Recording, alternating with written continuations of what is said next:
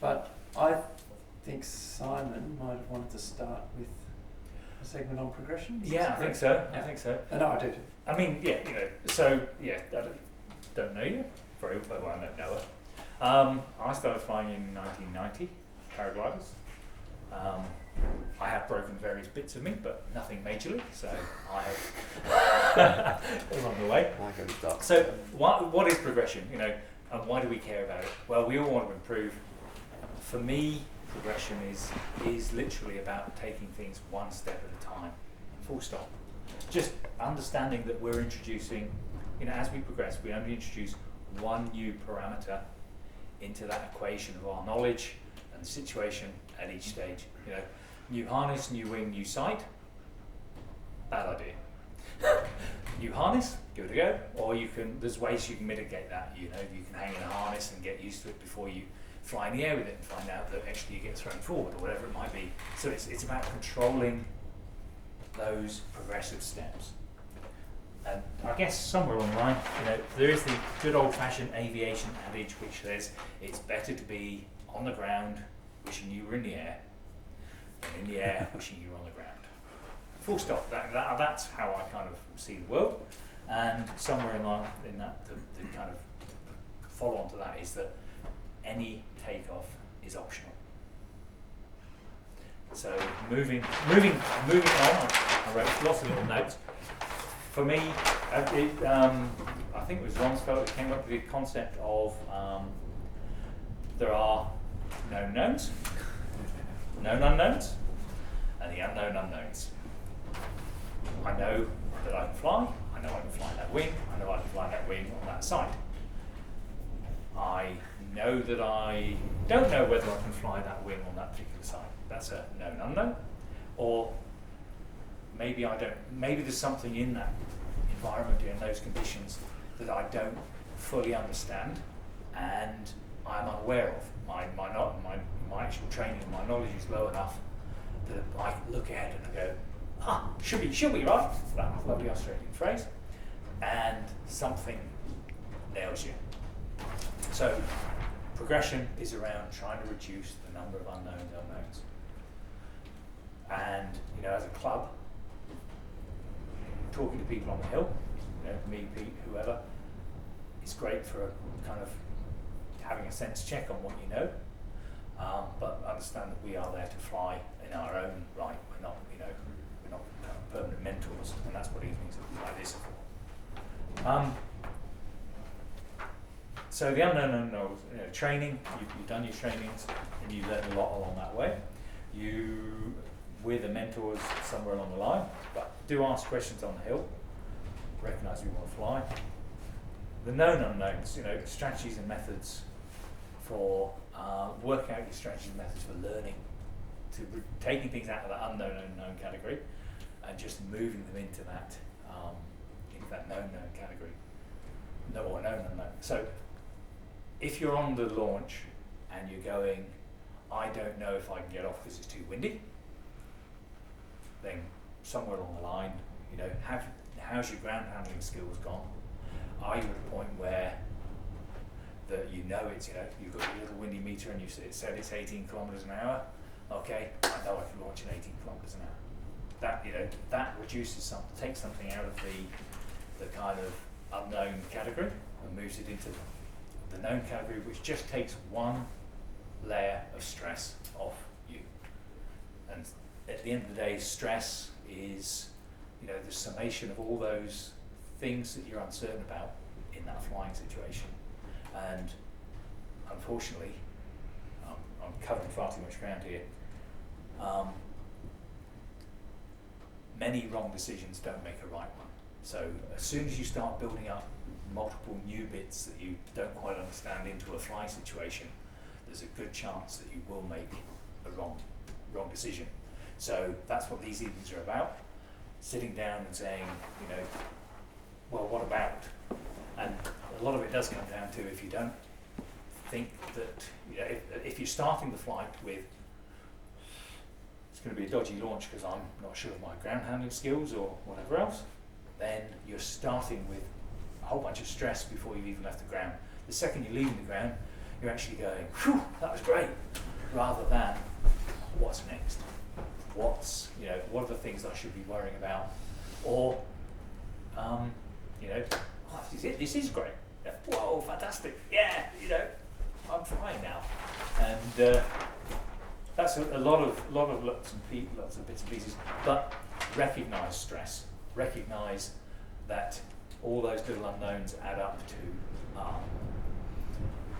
an increased stress environment. I actually looked at the Instagram, 360 camera footage of my last fight, the first fight at Little Green, which was my first fight of the year. And I look at the video, and the whole canopy of my pod is going. Oh, okay. I was nervous. It was the first fight in a while. I launched in a bit of wind, and I hadn't been ground handling beforehand. So there were, we all get these little kind of bits of stress, and it was quite shocking, really, to see the whole thing shake. No, I'm not embarrassed. I'm opening up. So, how can we help you to understand the elements of that stress and mitigate issues and things? It's question time, or unless anybody else has anything else to say. Did you want to add anything, your perspective about progression? Maybe not quite so much about progression, but it's a little bit to do with what Simon just said. A couple of years ago, I wrote a little article for Cyril's website about probabilities of having accidents and so on. And I can provide the link maybe if you're interested, but if you're standing on a hill, have a think about what do you think the probability is of your having an accident, or more importantly, what do you think the probability is on average for each of your flights? What's the probability of not having an incident or an accident? So you might say, okay, I reckon the probability of my getting away with this is 99%, and that sounds all right. 99% sounds pretty good odds. But if you do that, if you have that same probability and you fly 50 flights a year for 5 years, then that's 0.99 times 0.99 times 0.99 times 0.99, so it's 0.99 to the power 50. And that gives you about 0.08.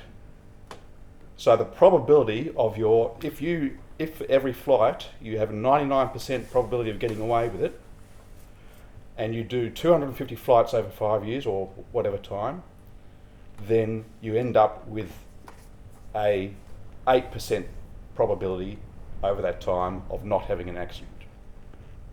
All right, so you have a 92% probability of having an accident over that time if you have a 99% probability of not having an accident on each flight. So that's one thing I'm always thinking about.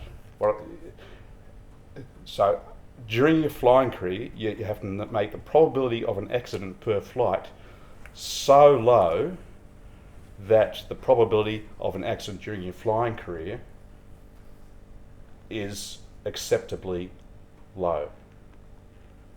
So I'll just leave you with that. I guess. Can I add one? Oh yes. Yeah, so if you take someone who's 10 times safer, so the probability of them not having an accident is 0.999, then even then, after 50 flights, I forget what the actual number is, but it's substantial. It might be like 23% of having an accident, something like that. So, yeah. Anyway, that's really miserable and sad. So. Yeah, I think, like I haven't been flying for anywhere near as long as these guys, like only 4 years, but I know, so I'm kind of fresh enough that I remember taking risks and realising, you just get away with things sometimes. You're just like, holy shit, that was stupid. That was really dumb. What was I thinking? And it just happens like that. So I've started building in a much bigger margin for error. And this is like, I was writing some stuff out the other day, which I'll be posting out to everybody, but it's really cool when you start and you see all the top pilots and like skimming along right on the slope, skimming the trees, trying to get the last bit of lift and like the last chance of getting a climb out before they bomb in the paddock. But they've all flown like hundreds and hundreds of hours, and if they get a little collapse, they're just on it. It's just instant and second nature. But when you're learning, it's not second nature, and it'll take that, like, you know, for an experienced pilot might make that judgment in, like, say, 0.02 of a second. It might take you 0.2 of a second, and that might be the difference between hitting a tree and not. So just giving yourself a margin for error all the time, like even choosing wind speed of when you're going to launch. Like, is it like, if this is right on the edge, I'm eating into my margin for error, because the reality is you will make errors. Like, it is absolutely guaranteed that you'll cock up several times in your first couple of years. Like, I guarantee it. So you just have to make sure that when you are eating into that margin for error, that you're not eating in too far, and you do that by giving yourself a bigger margin to eat into with your mistakes. And it means, like, if you've got a big margin, you can make one mistake and you come in, like, this is the accident, this is your boundary. You make big margin, you make one mistake and you come into here, you make 2 mistakes in a row, you come into here, you make 3, you come into here. Like, it takes 4 mistakes in a row to hit something and hurt.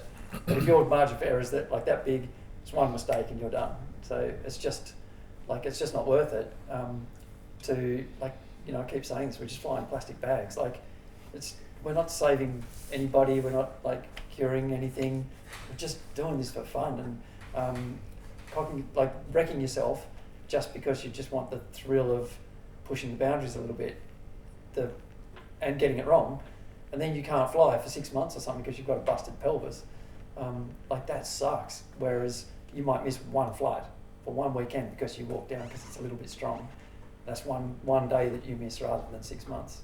So that's just something I kind of have playing in my head all the time, which is really hard for me because I've always been, like, full on in everything I've done, but nothing else that I've done. Like, and I've, like, climbed and paddled and mountain biked and stuff. I don't think anything else the stakes aren't as high for getting it wrong. Like, you know, you can bust an arm or whatever, mountain biking, and with those other sports, like, you can see what you're getting yourself into. Yeah, and a lot of time with those, you can choose, like, you know, you can be mountain biking down really steep, gnarly stuff and just go, whoa, shit, I'm not going down that. You can get off and walk. Or if you're paddling, you can just, like, eddy out and portage. But once you've launched, if it's super strong, you've got no option but to fly yourself to the bottom of it and land.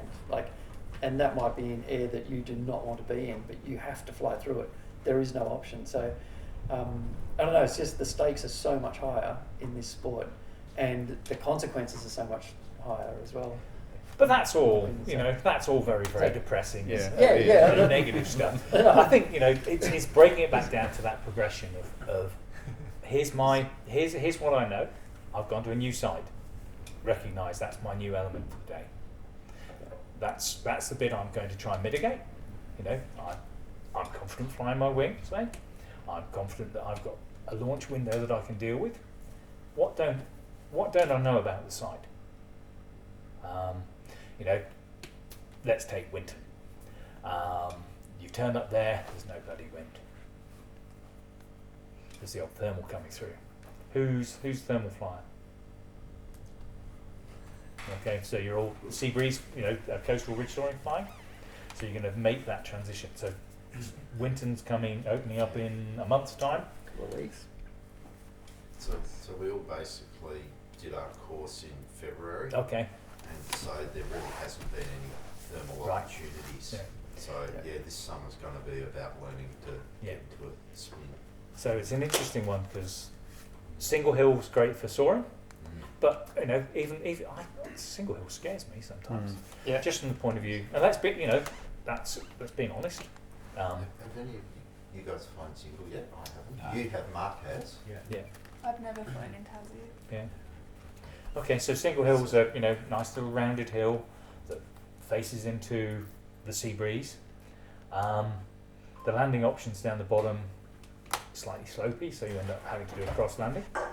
And the launch window at the top, you're launching, you know, sometimes in that kind of Now we've got a weather station there. It's a lot nicer. You know, you can calibrate your launches, but you're popping it up, going, "Am I going to get this right?" Because I'm launching in 18 kilometres an hour, say. And so I want it to pop up, turn around, and be off the hill. Otherwise, it's going to be embarrassing, and I'm going to end up in the fence. That's always my worry, embarrassment. So, you know, again, just understanding in each case, say single if you first flight, watch people launch, watch other people launch. If you're having to go down the hill too far, but you know, you can go down the hill a bit to launch, so you've got a bit more of a margin for grabbing your lines and getting down before you hit the fence, as opposed to having to go further down the hill because it's way too windy and you're trying to launch in too strong a winds. So in your head, it's separating out those two reasons for going forwards. So am I going forwards because, you know, if it goes wrong, I can dump my wing? Or am I going forward because I think it's too strong and I just want to get lifted up and taken away? In which case, that's probably the wrong reason to be launching. So in every situation, every thought, it's why am I making that call? And you know, what are the things that are taking me down that path? Winton has caught many pilots out from the point of view of the sea breeze rushes in and can be very strong. Later in the evening, you get this beautiful smooth laminar flow, which will be fantastic. You can get hours in the air, you know, but it has its own little challenges. But go on, questions, thoughts. What do you want to get out of this summer season?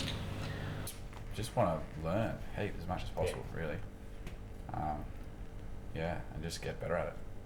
I would love to thermal.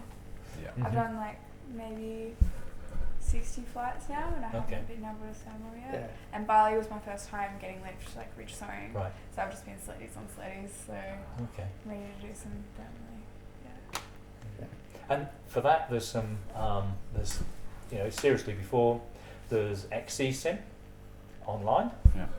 which actually does a reasonably good job of giving you the feel of a thermal. So it's, you know, you use the mouse to control your brakes.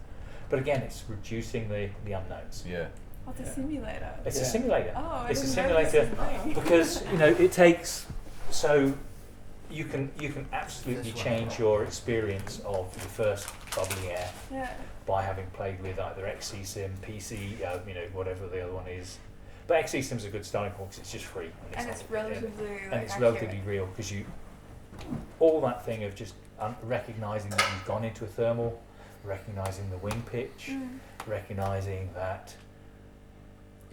So if you think about a 10-second circle, that's 4 seconds across. Yeah. So if you're going up for 4 seconds, and, Yeah, the other side of it. Yeah. and you're still going up, as soon as you feel that change to the beep, you know, your vario starting to say maybe that's the time to start the turn. But you can practice those things in XC-Sim and genuinely get to a point where you hit the air and you hear the beep and you go, fuck, it's like that. It's just like the simulator. Yeah. So rather than going, should I, Yeah. unknown, Yeah. you're going, yeah, Yeah. okay, I think I know what I need to do now, Yeah. which is only one step So it's not rather so than much- 4 or 5. Yeah, it's not like muscle memory, but it's more like learning. Like, Yeah. like Yeah, you practical learning. you've fallen out of a thermal, Yeah. and you know, and when you fall out of a thermal, sometimes your wing does strange things. You know, sometimes you accelerate, drop, or sometimes as you enter a thermal, you get. And this is one actually that's really wing dependent. Some wings, when they enter a thermal, and the air's lifting on this side, will turn away. Oh, Other it takes ones you out of it. Get hooked in. Yeah. So that's something you actually, you know, the simulators can't tell you, but you experience once you start playing with them. But again, the simulators are a way to you know, play with those things. Excellent. I do have one downstairs on a joystick if you want. Yeah. a different one. But I did have it set up with the bar. You had it set up with a bar and strings pulling the joystick so that when you could sit in your house and pull on the handles, and it moved the joystick on a little platform above and controlled the game. That's so cool. You know, it's a bit geeky, but okay, it's a lot geeky. But again, you know, there's a way to reduce the uncertainties and reduce the unknowns so that you're going into those thermals. Because it took me, so I started in 1990. It was like 4 or 5 years before I actually had a wing that would thermal. And I went to a course with a guy called Mike Campbell Jones and said, look, you know, I just want to go. And he launched and went, that's how you do it. That helps me. That really doesn't help me. And yeah, eventually I picked it up and, you know, was in the air with enough height and enough everything else to core it, but without really any idea, a clue at all what I was going to do. We'll be publishing a thing soon because I've asked all the guys in the safety committee for pointers of like things that, you know, advice for new pilots kind of thing. And Luke Dennis, who's like he base jumper, like speed wings, like he's full on, but he's also really conscious of the risk profile of each of those different activities, and he's like really good at this decision making. But he has this great progression which I'll publish, and it's like first thing is being able to get your wing up and get off the hill cleanly, like so and that's ground handling. Like there's no shortcuts for that. Just go and ground handle the shit out of it. And we were also talking in the safety committee thing that like all the best pilots all did like 50 plus hours of ground handling in their first years. It's like, that's a lot. Like I did 50 hours and I only flew 40 in my first year. But man, I was so glad I did it because it just helps you when you get on the hill, especially in Tassie where it's so fickle, the conditions and the wind speed and our launches aren't easy. If you can just like lay your wing out, know that it's like clip in and know that it's right just by looking at it, pull your wing up and turn and get off the hill, you're at like a massive advantage to if you're stuffing around and bombing, like your wing falling over and realising that you're clipped in upside down and wondering all those sorts of things whether you can get off rather than knowing that it's you just can get off. you just get so familiar with your wing and different wind conditions that now when it's windy and I'm standing on launch, I don't like face out and look at the wind, feel the wind. I turn around and feel the wind rushing past me and visualise, have I ground handled in this strong wind? Like, can I do this? Can I pull my wing up safely in this? Like, yes or no? But it's like, yeah, get your ground handling and your wing handling. Like, get your wing up and above your head first, and then fly coastal, and get really comfortable at flying coastal and doing really precise turns. Like, you know, just flying along, turning where you want to turn, turning exactly 180 degrees, and straightening out without wobbling through and stuff. Because if you're on a thermal, you have to be like really precise and control your glider. Don't just kind of be a passenger on it. So you know, he's talking about just doing that, just getting your turns really dialed, and then like pushing out from the hill and maybe doing a full 360. But even that's fraught because when it's windy on a hill and you turn towards the hill, you have to be well above it. You'll blow back so fast. Like, you know, sometimes it'll take a minute to push into wind, and 10 seconds to get back to the hill. It's just like that. So like getting comfortable with that first, and then, you know, flying off a thermal site early in the morning or late in the evening when the thermals are really gentle, and you'll get a feel for them, and it doesn't feel like coastal. It's because it's moving randomly, and just like building up day by day to getting stronger and stronger thermals, and you know, and even then, once you start catching thermals, stay on the hill and just catch thermals and get out of it and go and catch it again, and just do that over and over before you throw yourself over the back. Like, and that can be a whole other day of catching one thermal over the hill and landing out, just go and land, and then try and link them, and you know, go from thermal to thermal, and so there's this whole stage progression.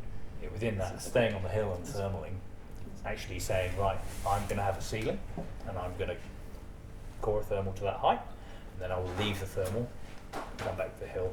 Because actually that's a huge, in Tassie, that's a huge skill that's required, because there's so much airspace in the Midlands and everything else that you have to leave at, you know, at a given altitude or below that altitude. But it's really good fun to play in the elevator. Yeah, go up, come down. Yeah, it's great. Yeah. Where's the best coastal? Like, so you said do a lot of coastal flying to begin with. Yeah. where is that? Like, what's the Single locations? and Eagle Hawk are probably the two Yeah. most reliable sites. Eagle Hawk's Eagle a bit Hawk's more hard to fickle. pick. Yeah, and it's a long way to Yeah, go. Is Druthy Like the gonna wind get direction. back on this year? Sorry. Are we going to get Druthy? Oh, I Jody. don't know. I Yeah, don't think Druthy. so. No. But isn't something like Winton like sort of coastal flying inland? Winton's weird because the sea breeze pushes in, but all of that land between there and the river has been baking all day, and it's not just like ocean out in front. There's land and hills, and so when that pushes in, it releases all the thermals that might have been kind of just sitting there latent all day, so they all punch off, and then the sea breeze can like come in super strong. Like I've been there when you can kind of see it on the water coming right out on the river, and then it'll come in at like 30 knots. If you're in the air, like if you decided, oh, it's like feels really thermic, and take off, like you just go over the back. So it's a tricky location. You're actually better early on to get out there in the evening, even if it's thermic. Just wait till the sea breeze comes in. The sea breeze will come slamming in. It'll come in at like 20 knots or whatever, and then it will just back off to 12, and then it's really nice. And then you can soar the ridge, and it's different to coastal soaring because the air's not as laminar because there are little hills and stuff in front. So you do get bounced around a little bit more, and you just have to be on wing control a little bit more. So There are little thermals Yeah, embedded in that little- product. Yeah. and you'll find that you'll be flying along, and all of a sudden, like you've just flown that section of ridge 5 times, and then this time your vario's going, and you're going up because there's this little thermal bubble. It's really nice to like work that turn in it and feel, and then you'll feel it. It's gone. Like you're zigzagging backwards and forwards as it's going past, and then you drop out and you're in the sink, and you get a feel for what's popping out of a thermal feels like. So it's a really good, safe way to. Yeah, don't feel you're going to miss Winton if you're not. It definitely for this year it's an evening flying site. Yeah. And this is a challenge if you're flying at Winton. There's a really cool feature that happens at Winton. So it faces south, and sea breeze comes up the Derwent, and there's the sea breeze coming in, and you've launched and you're cruising up and down, and the sea breeze also comes in from the Coal River Valley and comes in from the east, and because it's had a longer path over the land, it's warmer, so it goes up. It treats the sea breeze from the Derwent as a hill and goes up over the top. So as you're flying along and you're gaining your lift and you're scratching and you're easing your way up, suddenly you notice that actually the wind's coming from the other direction, and you can go up higher and you're flying a different hill, effectively flying an invisible hill made of air. And that's really kind of fun. And it goes out for ages. Like you can Oh, just really? go, And then So you you get can the almost convergence run it like between a the two. ridge. Yeah. Yeah. Yeah. it's crazy. Yeah. Yeah, cool. So that's as a sea breeze. Does that tend to move, or is it, do you know where that is after you've flown it for a while? Yeah, It moves, but once you find it, It's you pretty start simple. playing on it. Yeah, and you'll feel that like, oh, I've gone too far up to Yeah. the east now, Yeah. and the lift isn't there. You go back and it gets strong again. If you go too far down, it starts to get turbulent, where it's kind of starting to Run back mix into with it. the other mass, Yeah. and so you just kind of feel your way along, and you can just zigzag your way out from the hill, and Yeah. you can go like a kilometre nearly out from the Off hill. the hill, really? Yeah, almost Yeah, out and to the just turn off the road. rising the whole It's time, really- as you're going along this And- little yeah. ridge. That's really And follow it back as Last well time we without were there, people getting too flew much. out over We're Brighton staying on the and same came lift. Okay. Yeah, Yeah. this last Yeah, and you just- version. like just- Yeah, so it's just Like these are this things big that you can look out tunnel for Yeah. almost of lift. without You worrying about the just thermal fly flying along, to yeah. a certain Yeah, degree. cool. But they were launching in, it would be 10 to 12 It would go knots. enough during the sea breeze when it was Yeah. pumping. Yeah. Yeah. So is that the sort of thing you could possibly know about if you hadn't experienced it, or if someone hadn't told you? Could you predict it if you were in a new site that you hadn't flown before? Yeah, to a degree, but it's much. Yeah. I mean, we discovered it by playing with Yeah. it, and then And then rationalising it. There's no visible sign. It's one of the- It's just a thing. Yeah. It's kind of one of those things that once you're up there and in it, you're like, well, this is stronger than the normal lift. Something's going on here. It must be convergence. Wonder where this is coming from. Oh, it must be coming up here and that valley. Yeah. And you kind of retrospectively Fit the piece all the pieces information together. together. You But would if see you the stood cloud there, streak you wouldn't. associated with convergence. Yeah. Yeah, on that scale though, like would you see? Yeah, Yeah. there's you'll It see often this gets a- band of clouds Yeah. quite high. Yeah. Right. But it's not the sort of thing that you would stand on the hill and go, I reckon this afternoon the sea breeze is going to come in here and around there and converge. Like it's not that obvious because they're not big mountains. Like in the Alps, you can predict those things because like that valley turns around and like the valley breeze comes up here and the valley breeze comes up here. They have Should to we meet just and clash. put the picture on this Yeah, table? I think that's a and good then- idea.